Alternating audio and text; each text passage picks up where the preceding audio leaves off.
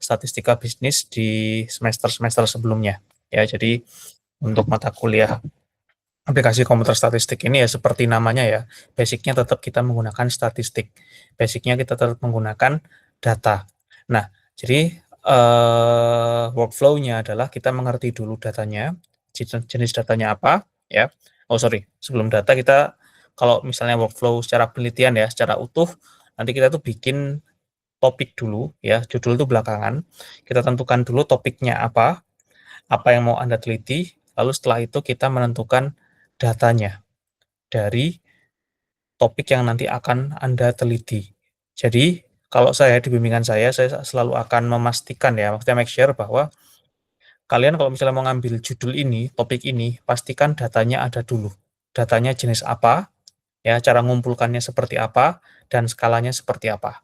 Kalau itu udah tahu semuanya, nah next nanti silakan bisa lanjut untuk menulis penelitiannya. Ya, karena kalau misalnya Anda sudah nulis dulu penelitian ya, ngerjain bab 1, bab 2, bab 3, berminggu-minggu, berbulan-bulan, terus ternyata saat kalian mengumpulkan datanya nggak tahu jenisnya seperti apa, cara mengumpulkannya nggak tahu, ya otomatis start kembali ke awal lagi. Variabelnya harus ganti, pengamatannya harus ganti, ya, karena sesuatu yang nggak bisa dicari ya, atau data yang nggak bisa dicari, itu sangat menghambat penelitian. Ya, banyak mahasiswa yang dia udah lanjut ya bab 3, bab 4, mau masuk bab 4 udah collect data, ternyata ada beberapa variabel atau beberapa objek yang memang dia tuh nggak bisa didapatkan datanya.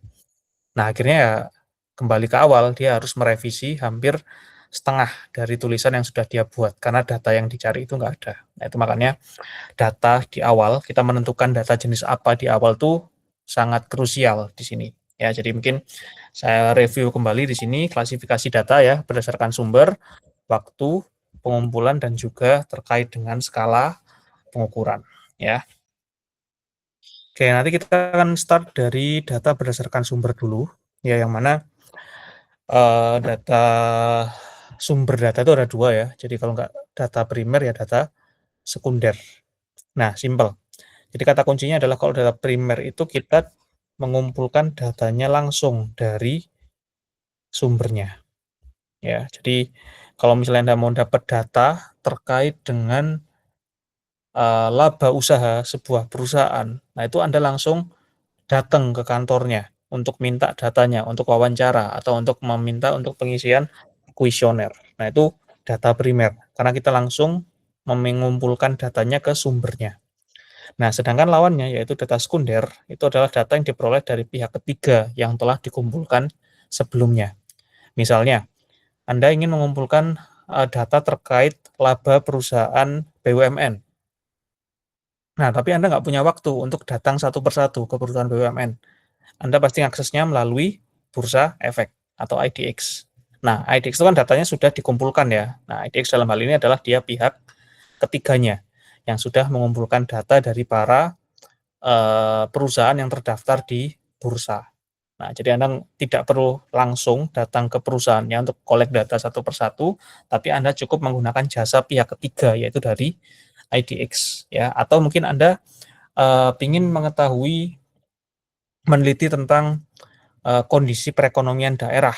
Ya, misalnya ingin tahu kondisi daerah kota-kota di Jawa Timur. Nah, itu Anda daripada Anda datang satu-satu, wawancara ke masing-masing bapendanya, mending Anda datang ke BPS untuk mengetahui tingkat pertumbuhan ekonomi di setiap kota. Nah, BPS dalam hal ini adalah pihak ketiga yang sudah mengumpulkan datanya. Nah, jadi Anda nggak langsung dapat, tapi menggunakan perantara atau pihak ketiga. Nah, itu kita sebut sebagai data sekunder. Ya, biasanya data sekunder ini banyak dipakai di mahasiswa, terutama untuk yang skripsinya kuantitatif ya. Nah, primer itu kebanyakan datanya untuk yang kualitatif, karena kita bisa menggali informasi lebih dalam kalau di primer. Karena kita wawancara langsung, kita langsung datang ke sumbernya. Nah, jadi itu perbedaan dari data primer sama sekunder. Nanti detailnya akan kita bahas setelah ini. Oke ya, jadi itu data primer sekunder. Ini bukan apa ya, bukan mengcompare lebih bagus mana, tapi balik lagi tergantung dari penelitian yang bakal Anda lakukan nanti seperti apa. Jadi kalau misalnya penelitiannya memang Anda ingin penelitian yang dalam, untuk menguak sesuatu yang kualitatif, nah itu lebih cocok menggunakan data primer. Tapi kalau Anda ingin melihat pengeneralisiran sesuatu, ya melihat sesuatu secara umum, secara global, itu akan lebih bagus kalau kita menggunakan data sekunder ya, lebih efisien, lebih tepatnya. Ya, jadi itu bukan apa ya, bukan sebuah opsi tapi balik lagi tergantung dari penelitian apa yang mau Anda lakukan ya. Data primer akan lebih cocok untuk penelitian yang memang lebih dalam, kalau sekunder lebih cocok untuk yang sifatnya mengeneralisir ya. Balik lagi semua jenis data berdasarkan sumbernya itu ada plus minusnya ya. Nah, risikonya tentu saja nanti terkait dengan waktu dan biaya biasanya ya, tuh. Oke, itu data berdasarkan sumber, lalu data berdasarkan waktu pengumpulannya, itu nanti ada data cross section, time series, dan juga data panel. Jadi simpelnya adalah kalau cross section itu adalah kita mengumpulkan banyak objek yang kita ambil datanya dalam satu waktu yang sama. Misalnya, saya di sini ngambil data terkait misalnya minuman favorit mahasiswa UB tahun 2025. Nah, mahasiswa UB itu kan objeknya banyak ya. Jadi ada mungkin ribuan, tapi saya mengambilnya dalam satu periode waktu yang sama, yaitu di tahun 2025. Nah, jadi mahasiswa UB objeknya banyak, tapi dalam satu periode waktu yang sama. Nah, itu kita sebut sebagai data cross section. Atau contoh lain, saya ingin meneliti tentang nilai mahasiswa kelas CA misalnya. Nah, kalau saya ingin meneliti mahasiswa apa namanya CA tahun ini semester ini, itu datanya adalah data cross section. Karena apa? Karena objeknya seluruh mahasiswa ya, maksudnya terdiri dari 30-an anak mahasiswa ya sekian dalam satu semester yang sama. Itu data cross section. Nah, lawannya adalah data time series. Nah, kalau data time series ini adalah data yang objeknya itu cuma satu, tapi kita lihatnya itu dari waktu ke waktu atau banyak waktu. Ya, jadi misalnya saya ingin melihat tingkat inflasi Indonesia dari tahun 2000 sampai 2026. Nah, itu kan objeknya satu ya, inflasi Indonesia. Tapi pengamatannya kita lakukan dari waktu ke waktu. Waktunya apa? Waktunya dari tahun 2000 sampai 2026. Nah, itu adalah data yang kita sebut sebagai data time series. Atau saya misalnya paling gampang, misalnya saya ingin melihat tren dari berat badan, berat badan saya, ya dari bulan 1 sampai bulan 12. Nah, maka objeknya adalah berat badan saya, ya. Periode waktunya adalah mulai dari apa namanya, bulan 1 sampai bulan 12. Nah, itu akan menunjukkan trennya seperti apa. Nah, itu adalah data yang kita sebut sebagai data time series. Satu objek, tapi kita mengamatinya dari waktu ke waktu. Nah, terus ada gabungan keduanya ya, yaitu adalah data panel, ya, jadi gabungan dari cross section dan time series. Jadi kombinasi keduanya menghasilkan yang diteliti adalah banyak objek dan kita lihat dari waktu ke waktu. Nah, ini menghasilkan jumlah sampel yang banyak ya, yang mana biasanya memang memberikan kualitas data yang lebih bagus ya, data panel, karena kita melihat dari banyak sumber, ya dari banyak perusahaan misalnya ya, contohnya adalah misalnya saya meneliti tentang laba perusahaan manufaktur dari tahun 2010 sampai 2026. Nah, itu kan berarti kan objeknya banyak ya, perusahaan manufaktur kan banyak dia, ada ribuan, ratusan. Nah, tahunnya banyak juga dari 2010 sampai 2026. Nah, itu gabungan dari cross section yang dia banyak objek dan juga gabungan dari time series yang periode waktunya itu kita lihat dari tahun ke tahun. Nah, itu mahasiswa S1 sudah banyak yang menggunakan data panel sekarang ya. Jadi mereka ngumpulin banyak perusahaan dari tahun ke tahun juga. Nah, itu. Oke ya, jadi itu berdasarkan waktunya, lalu ada skala, ini juga mungkin Anda pernah belajar sebelumnya. Di skala itu ada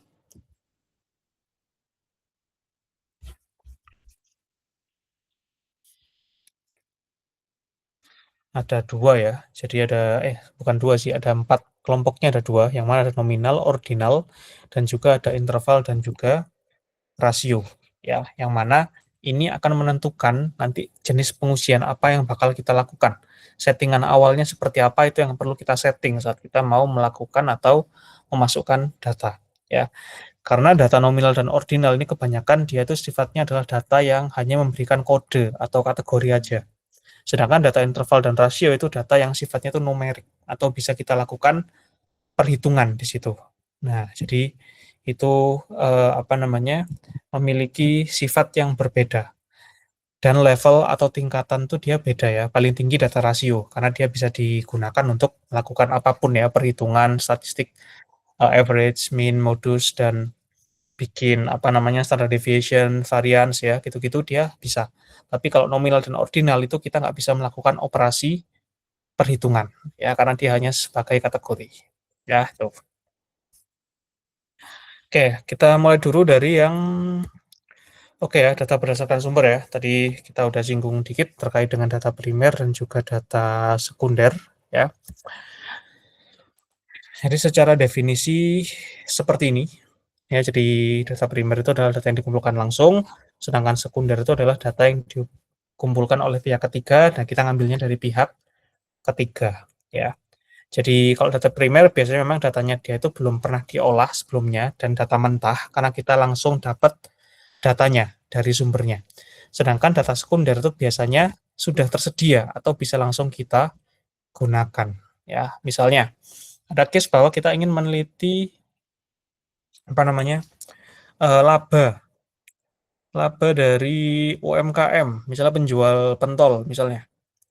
Nah, data yang cocok adalah data yang primer, ya. Karena kita nggak akan mungkin dapat laporan keuangan dari penjual pentol di website manapun yang data sekunder. Ya, karena data sekunder itu kan dikumpulkan oleh pihak ketiga ya yang pernah mempublish hasilnya. Nah, kalau misalnya kalian melakukan penelitian di perusahaan yang terdaftar di Bursa Efek, nah itu mungkin akan lebih efisien kalau kita menggunakan data sekunder. Karena datanya sudah tersedia dan dia itu bisa langsung kita gunakan. Misalnya terkait net profit-nya, itu kan udah kelihatan ya di laporan keuangan. Di IDX sudah ada. Tapi kalau Anda meneliti tentang laba dari penjual pentol, ya itu nggak ada di website manapun ya. Dan nggak mungkin juga ya, kadang dia itu bikin laporan keuangannya sendiri untuk penjual pentolnya. Ya, jadi dia nggak akan mungkin bisa kita dapatkan dari sumber data yang sekunder, karena nggak ada yang mempublikasikan, nggak ada yang bikin laporan keuangannya. Ya, jadi akan lebih bagus kalau misalnya Anda meneliti di UMKM itu menggunakan data yang primer. Jadi kita langsung ketemu sama penjual pentolnya untuk ya wawancara, kuesioner ya, kita mungkin kita bikinkan laporan keuangannya dan lain sebagainya untuk kita kolek data terkait labanya. Nah, itu tadi yang saya maksud ya, kita harus tahu dulu kira-kira kita mau meneliti apa, fenomena apa. Kalau fenomenanya Anda mengeneralisir ya, perusahaan yang memang bisa Anda dapatkan data sekunder, ya maka akan lebih efisien menggunakan data sekunder. Tapi kalau misalnya Anda ingin meneliti sesuatu yang sangat spesifik, yang data sekundernya itu nggak ada, ya maka Anda harus menggunakan data primer, Anda kumpulkan langsung ke sumbernya.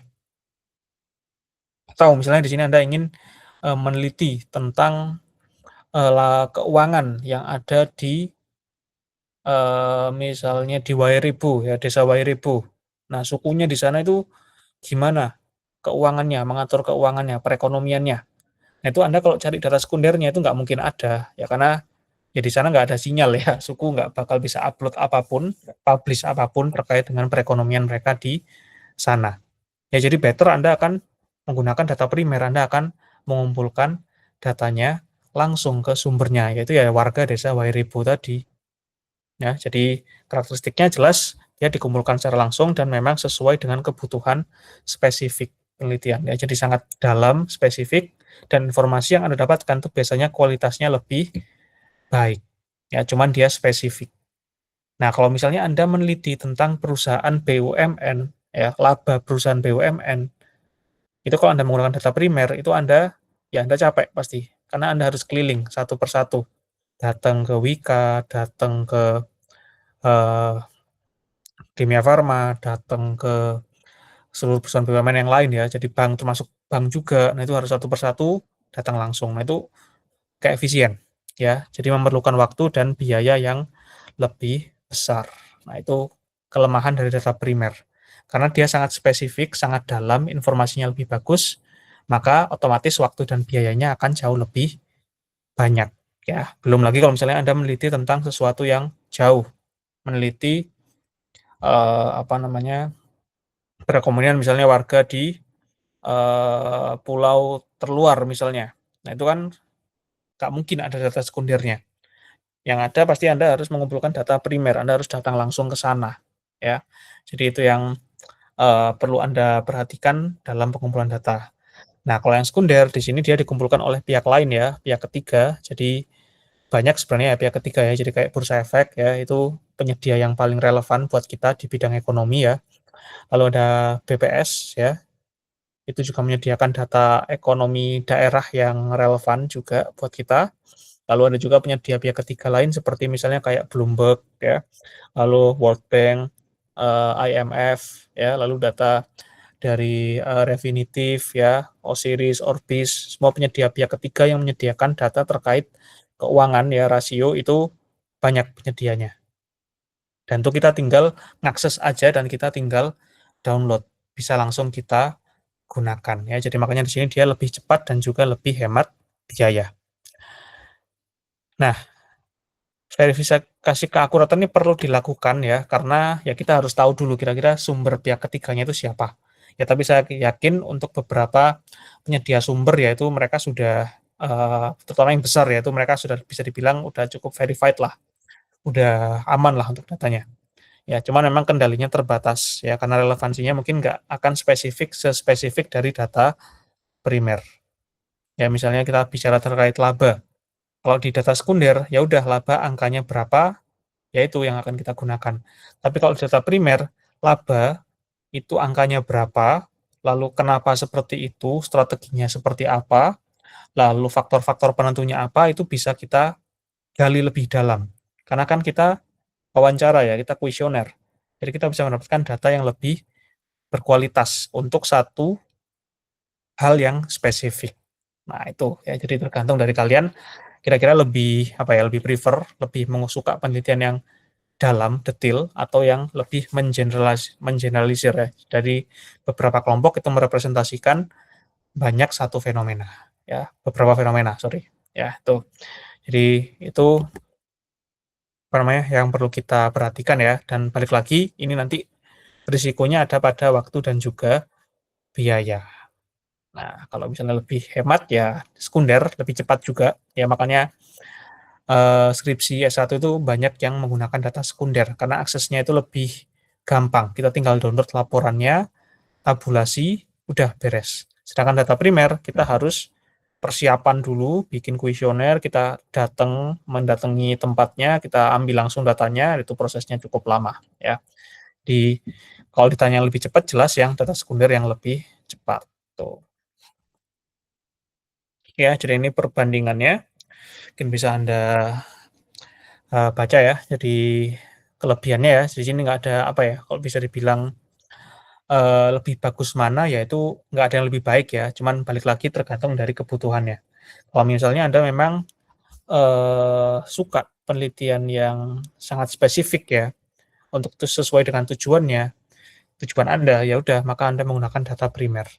Tapi kalau Anda di situ cukup mengeneralisir, mengolah data yang sudah pernah dilakukan sebelumnya, maka Anda akan lebih cocok menggunakan data yang sekunder. Nah, dengan kelebihan-kelebihan ya, kalau primer dia lebih relevan dan spesifik, lalu kualitas datanya bisa kita kontrol ya, informasinya lebih up to date ya, karena kita dapat informasinya langsung dari sumbernya, dan juga dapat mengakses informasi yang mungkin sifatnya sensitif atau internal ya, misalnya apalagi kalau misalnya Anda ingin meneliti tentang fraud atau kecurangan.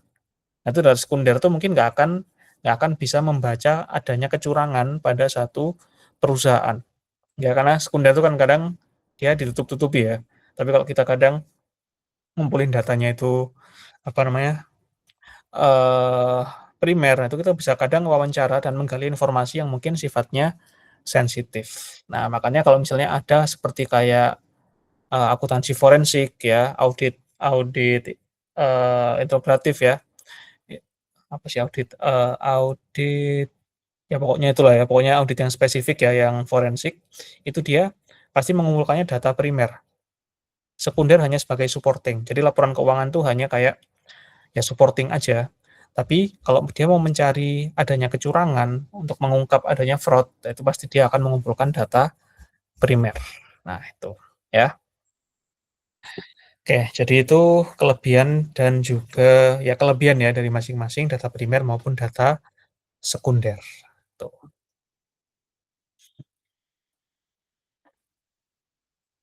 Oke ya, ini contohnya, contoh dari cara pengumpulannya. Kalau data primer memang kita bisa menggunakan survei atau kuesioner ya. Jadi ada pengumpulan data melalui daftar pertanyaan tertulis dengan jawaban yang biasanya itu kadang menggunakan skala Likert ya. 1, 2, 3, 4, 5 ya. Kalau ada wawancara di sini kita tanya jawab langsung ke sumbernya. Lalu ada observasi, di situ kita mencatat pengamatan langsung ya. Jadi kayak misalnya kalian mengamati jumlah pengunjung di sebuah kafe. Nah, itu lebih cocok kita observasi langsung ya. Dulu ada, rekan saya penelitian ya, dia itu, mengamati ya kayak performa penjualan lah sebuah kafe, ya.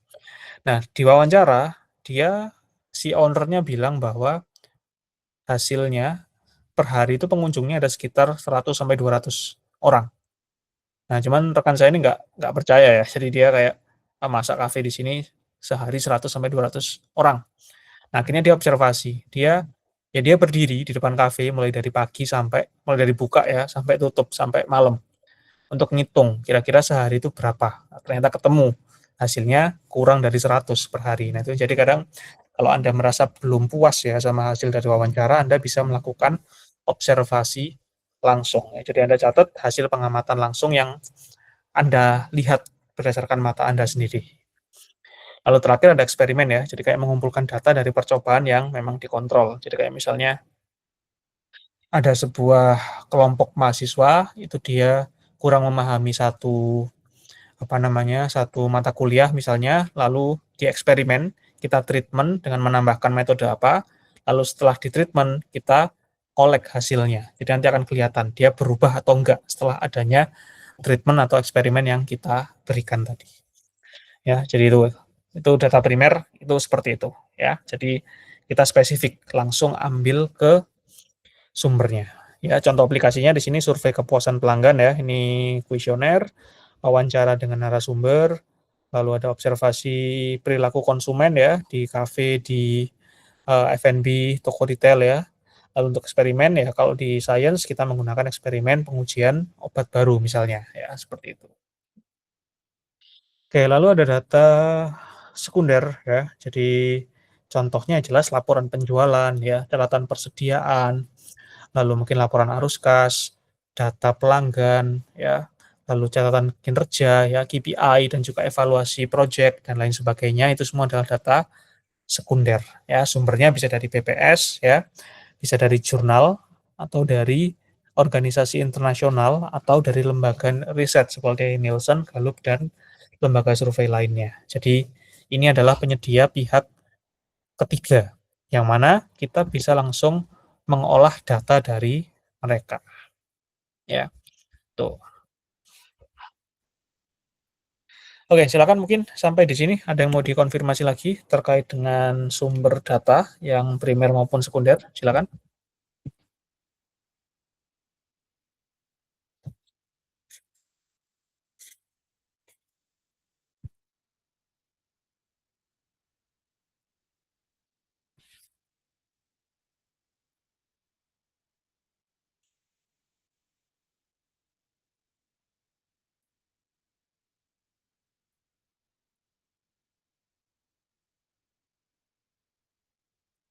Oke, belum? Kalau belum saya lanjutkan ya. Jadi saya anggap clear ya untuk data primer dan juga sekunder ya. Jadi ini bukan pilihan lebih bagus mana, tapi lebih lebih cocok yang mana, ya tergantung dari penelitian yang Anda lakukan.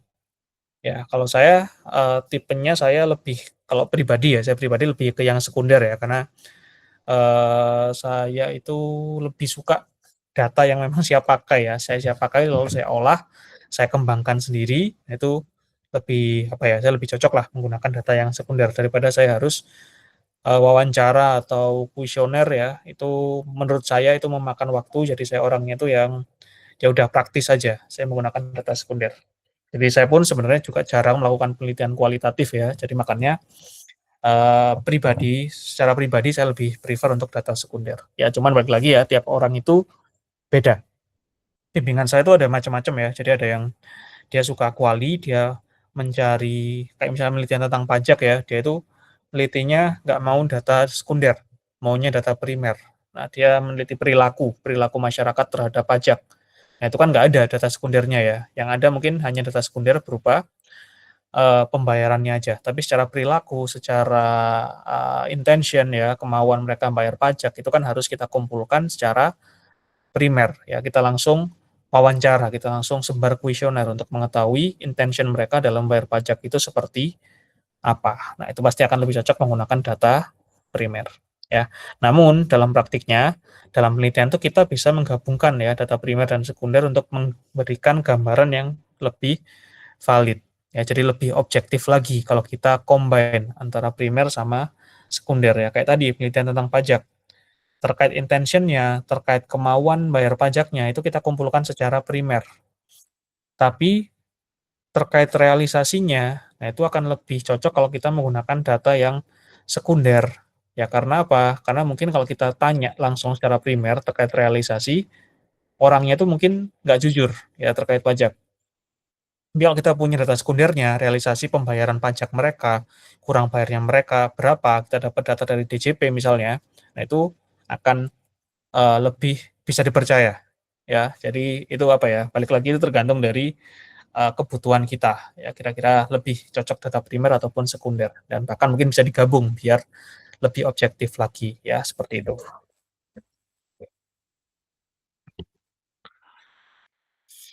Oke, next kita bicara tentang data berdasarkan waktu pengumpulannya ya. Jadi yang tadi sempat saya singgung terkait cross section, time series dan juga data panel ya. Secara singkat seperti ini ya. Jadi data cross section itu yang banyak unit ya, observasinya kita hanya 1 tahun saja atau 1 periode. Jadi banyak objek, N-nya lebih dari 1 ya, sampelnya itu banyak, tapi periode waktunya di sini 1. Yang mana di sini tidak ada masalah tren karena kita hanya melihat 1 waktu aja, jadi nggak ada tren yang bisa kita lihat di situ ya. Misalnya di sini, data harga cabai di 20 pasar pada bulan Januari 2024. Jadi waktunya spesifik, hanya 1 titik waktu aja di Januari 2024. Nah, objeknya yang banyak, yaitu di 20 pasar. Nah, itu data cross section.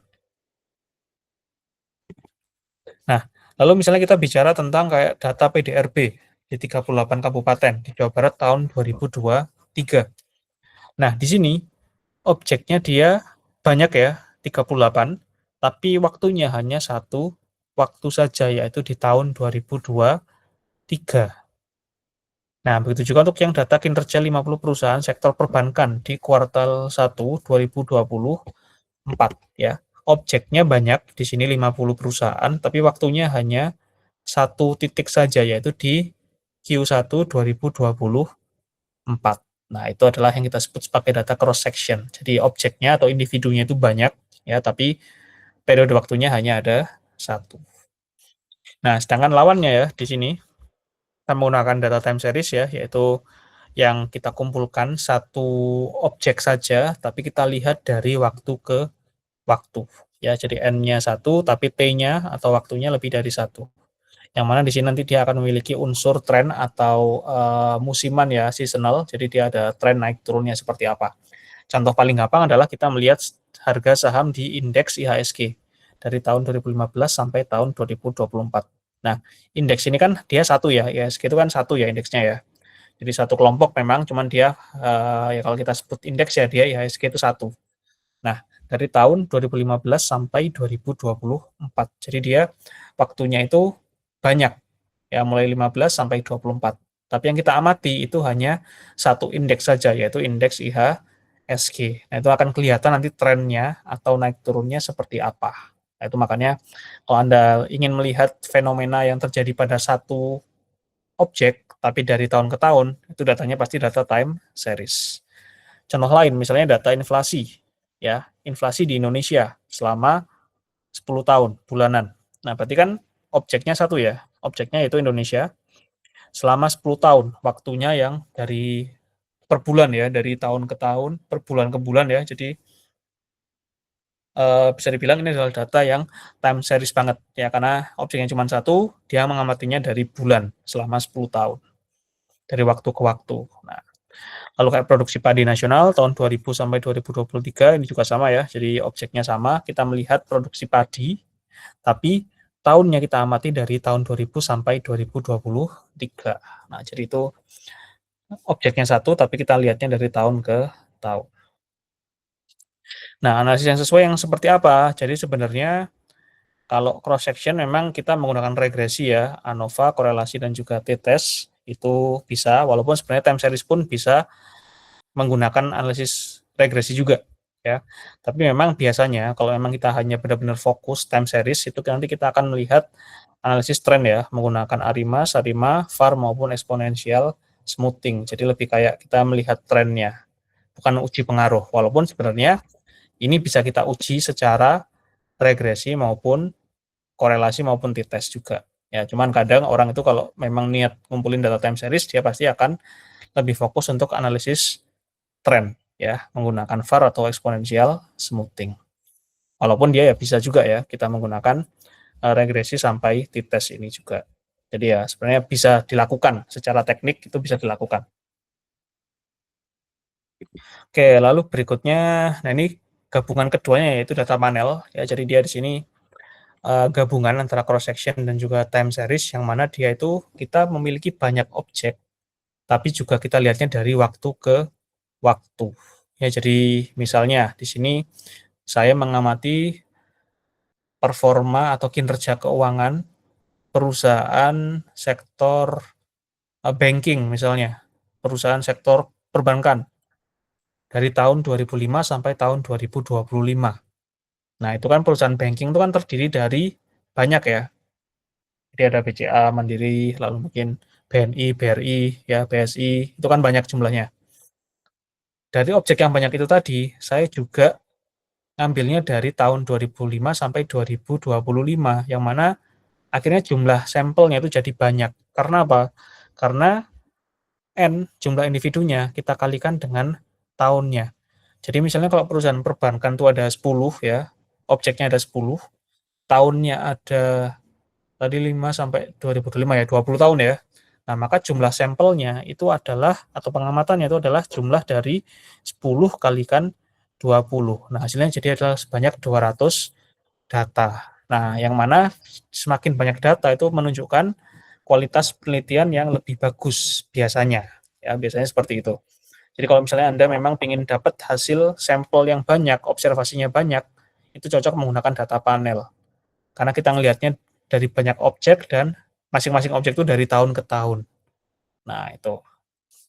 Jadi sampel size-nya lebih besar ya. Jadi bisa mengontrol heterogenitas, lalu mengatasi masalah multi-call ya. Nanti kita pelajari multi-call itu seperti apa di aplikasi ya. Dan juga meningkatkan efisiensi estimasi. Karena dari beberapa kelompok perusahaan tadi, kita lihat dari tahun ke tahunnya. Jadi jumlahnya banyak. Nah, metodenya nanti bisa menggunakan one way model dan juga menggunakan two way model. One way itu maksudnya dia mempertimbangkan efek individu, maksudnya kita bandingin misalnya BCA 2025, kita bandingkan dengan BNI 2024. Ya, maksudnya kita nggak lihat tahunnya, tapi hanya mengcompare antara perusahaan satu dengan perusahaan yang lain. Even waktunya berapapun itu nggak masalah. Itu yang one way. Tapi kalau yang two way model, di sini kita benar-benar mempertimbangkan individu dan waktu. Jadi misalnya kita ingin mengcompare BCA 2025, ya maka akan relevan kalau kita compare dengan BNI di tahun 2025 juga. BRI di 2023 bisa kita compare dengan Mandiri di 2023. Jadi antara individu sama waktunya itu harus match, biar fair. Sedangkan kalau one way kita nggak mempertimbangkan waktunya tadi. Jadi pokoknya ya kita bandingin BCA sama BRI. Waktunya kapan ya, yaitu kita average nanti. Nah, itu yang kita sebut sebagai one way. Sedangkan kalau two way kita memperhatikan individunya apa dan tahunnya apa, dan itu harus kita match-kan, kita bandingkan dengan individu dan tahun yang sama. Ya individu yang beda dengan tahun yang sama, itu maksudnya, ya. Ini akan kita pelajari nanti mungkin, di e-views ya, terkait one way dan juga two way. Oke, lalu untuk contoh data panelnya sendiri di sini, kita menggunakan misalnya dalam ini ya, profitabilitas 15 bank umum ya, yang diamati selama 2015 sampai 2023 ya. Observasinya jadi ya tinggal 15 dikalikan 9 tahun. Nah, mungkin kalau misalnya Anda pernah baca skripsi senior-senior kalian ya, itu kan kadang mereka sampel size-nya itu kan gede ya. Itu mungkin karena dia perusahaannya itu perusahaan yang jumlahnya banyak ya, misalnya perusahaan manufacture yang terdaftar di Bursa Efek, itu kan udah ratusan ya. Ngambil tahunnya dia 10 tahun, nah itu bisa sampai ribuan nanti jumlah datanya. Nah, sampel size besar itu bagus, ya cuman balik lagi ya, ngumpulin data yang sampel size-nya besar itu perlu makan waktu dan biaya yang banyak. Nah, jadi itu yang perlu dipertimbangkan juga ya, sampel size besar itu oke, bagus ya, Anda boleh idealis, ngumpulin sampel sebanyak-banyaknya, cuman ya harus tahu waktu juga ya, karena kalau kebanyakan ya otomatis waktu pengumpulannya akan jauh lebih lama. Ya, jadi ini ya secara resume ya, perbandingannya kira-kira cross section, time series ataupun panel ya. Jadi, apa namanya, ini tergantung dari, apa yang ingin Anda teliti ya, balik lagi, penentuan ini tadi tergantung dari topik yang bakal Anda teliti ya, karena untuk menentukan data ini krusial di awal ya. Jadi kalau saya penelitian ataupun bimbingan saya penelitian yang saya harus apa ya, make sure di awal adalah kira-kira datanya mau jenis apa dan kira-kira datanya tersedia atau tidak. Nah, itu yang harus diperhatikan di awal.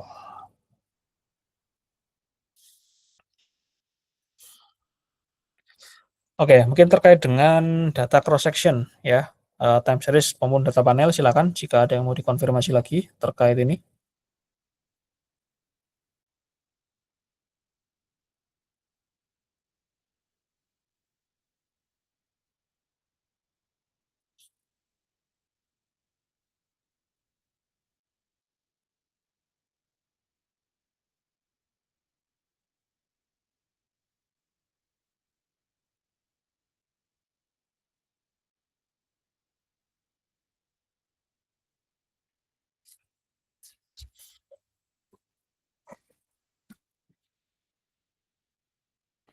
Atau mungkin sudah ada bayangan mungkin kalian kira-kira mau mengumpulkan data yang jenis apa ya?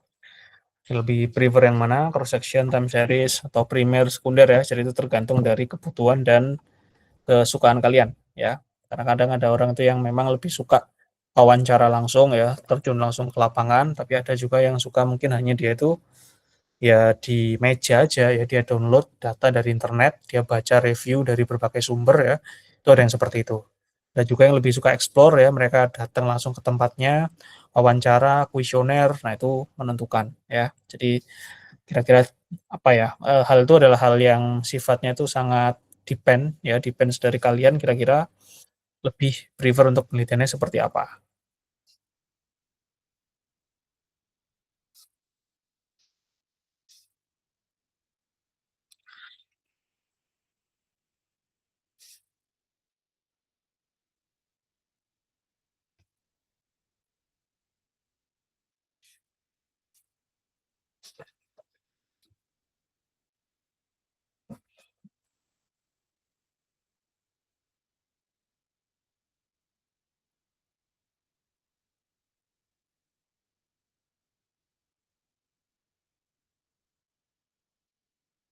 Oke, kalau belum ada ya udah saya lanjutkan ya. Jadi ini materi terakhir terkait dengan data berdasarkan skala pengukuran ya. Jadi ini saya yakin pernah Anda pelajari, ini di matematika mungkin ya, di high school atau waktu di statistik bisnis ya, di semester sebelumnya saya kira mungkin pernah belajar ini ya, terkait dengan skala nominal, ordinal, interval maupun rasio ya. Jadi secara resum ya seperti ini ya. Jadi nominal itu adalah kategori saja, yang mana skala nominal itu hanya menunjukkan kode aja. Jadi hanya bisakan untuk klasifikasi aja atau memberikan label. Jadi nggak ada urutannya dan mana kategorinya di situ saling eksklusif. Misalnya, di sini untuk, nominal, untuk jenis kelamin, laki-laki saya kasih kode 1, perempuan saya kasih kode 2. Nah, 2 itu belum tentu dia lebih dari 1, karena artinya perempuan walaupun skornya 2, dia tidak belum tentu lebih baik dari 1 laki-laki. Jadi di sini 1, 2 itu tidak menggambarkan ranking, dia hanya menggambarkan simbol. Nah, atau misalnya warna mata, biru, coklat, hitam, 1, 2, 3. Nah, apakah hitam lebih baik dari biru karena 3 lebih tinggi dari 1? Ya tidak, karena dia situ hanya menggambarkan kodenya aja, hanya menggambarkan label dari warna ini tadi.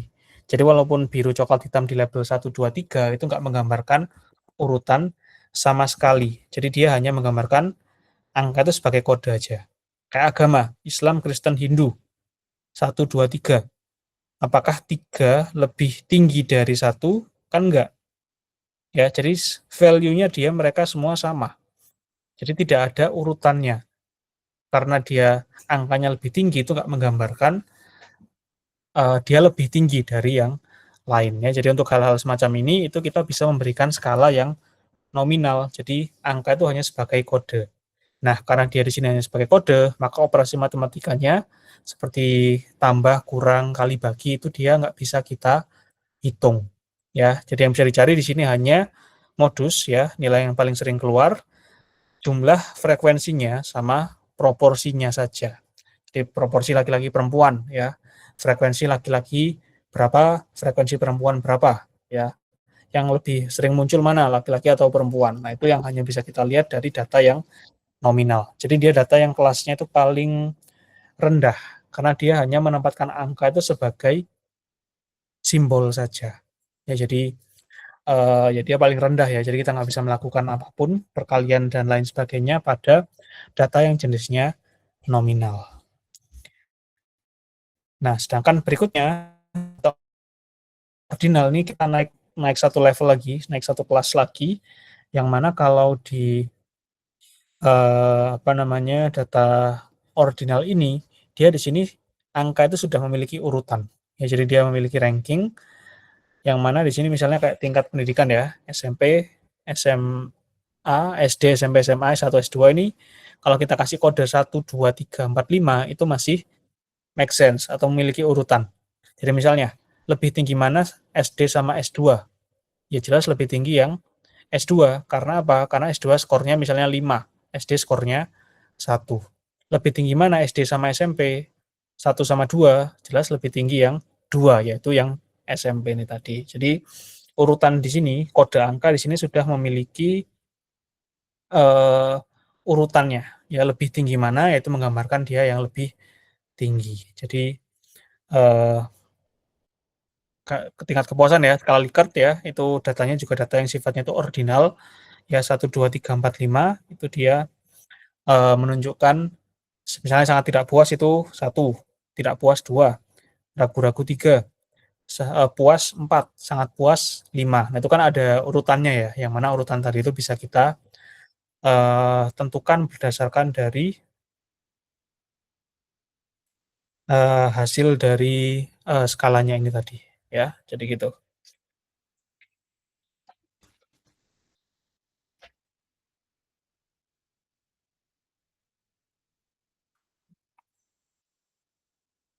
Oke, lalu naik lagi satu level ke skala interval, yaitu di sini dia sudah bisa dihitung ya, cuman di sini dia bedanya adalah dia sudah memiliki nilai, dia sudah memiliki urutan, tapi dia tidak memiliki nilai 0 absolut. Ya, jadi maksudnya 0 di sini dia hanya sebagai referensi aja. Seperti misalnya kalau kita mengukur tentang suhu, suhu 0 derajat itu bukan berarti suhunya nggak ada ya, tapi ya memang ada. Maksudnya ada value-nya suhu 0. Tahun, ya tahun 2000, itu tahun 2000, 2001, 2002, nah itu bisa kita lihat urutannya dia sudah konsisten.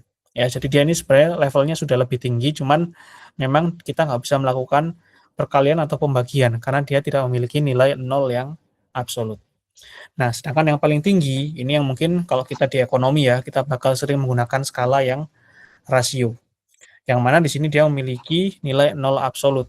ya. Jadi jarak antar nilainya udah sama, lalu rasio antar nilainya itu bermakna, yang mana kita bisa melakukan semua jenis operasi matematika, mulai dari tambah, kurang, bagi, kali, ya kita cari average-nya, kita cari standard deviation-nya, kita cari variance, kita cari modusnya, mediannya, kuartil itu bisa kita lakukan semua.